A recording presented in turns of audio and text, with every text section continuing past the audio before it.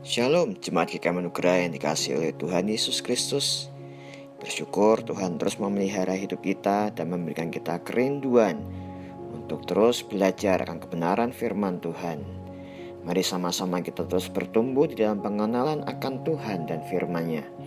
Melalui renungan hari ini, Jumat 25 Juni 2021, dengan tema Imam Besar yang Kita Punya. Bacaan kita terambil dari Ibrani pasal 4 ayat 15 yang berbunyi demikian. Sebab imam besar yang kita punya bukanlah imam besar yang tidak dapat turut merasakan kelemahan-kelemahan kita. Sebaliknya, sama dengan kita, ia telah dicobai, hanya tidak berbuat dosa. Di tengah pemberitaan media yang begitu gencar terkait tingginya lonjakan jumlah kasus COVID-19 di Indonesia, kemarin ada berita lain yang juga menyita perhatian masyarakat, yakni pembacaan vonis seorang tokoh ulama negeri ini oleh Hakim Pengadilan Negeri Jakarta Timur. Tanpa membahas lebih jauh kasus yang dihadapinya, sejak tahun 2013, ia menyanjang gelar sebagai imam besar yang diberikan oleh para pendukungnya. Terlepas dari pro dan kontra ataupun tujuan politis di baliknya, tentu setiap pemberian gelar yang memakai kata besar, entah itu duta besar, guru besar, dan lain sebagainya, memberikan kehormatan bagi setiap orang yang menyandangnya. Oleh karena ia memiliki peran khusus serta mendapatkan perlakuan khusus yang tidak diperoleh orang lain yang seprofesi dengannya. Budaya Israel juga mengenal istilah imam besar sebagai jabatan imam tertinggi di dalam agama Yahudi. Dipilih dari antara para imam suku Lewi, imam besar dipercaya sebagai wakil umat Israel di hadapan Allah, serta berperan sebagai pengantara yang kudus antara umat dengan Allah sendiri. Pada zaman Musa, Allah memilih Harun dan keturunannya menjadi imam yang terbesar di antara saudara-saudaranya. Imamat 21 ayat 10. Dalam keseharian, imam besar juga harus mempersembahkan korban sajian dan mengambil bagian dalam tugas-tugas umum para imam lainnya. Namun, fungsi terpenting imam besar adalah memimpin semua upacara pada Hari Raya Pendamaian yang hanya dilaksanakan satu kali dalam setahun. Imamat 16 ayat 29-30.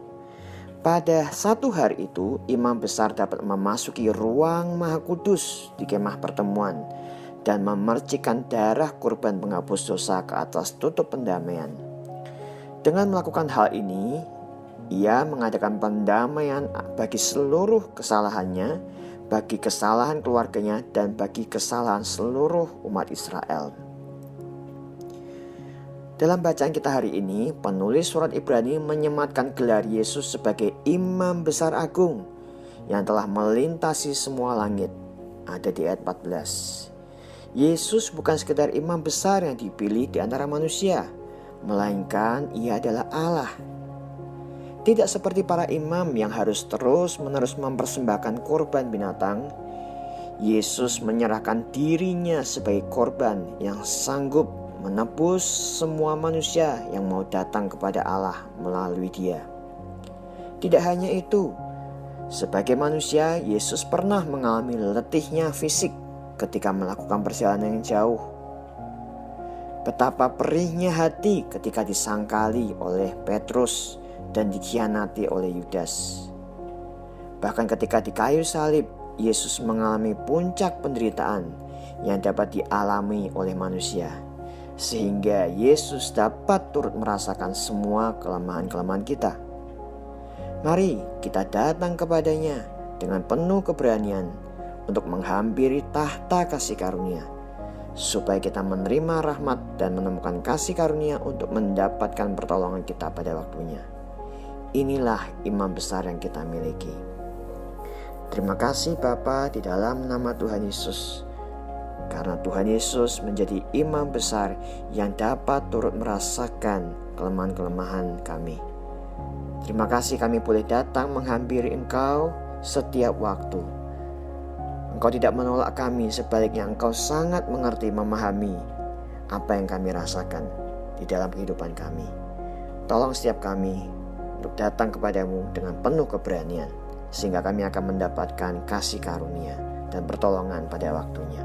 Di dalam nama Tuhan Yesus kami berdoa. Amin.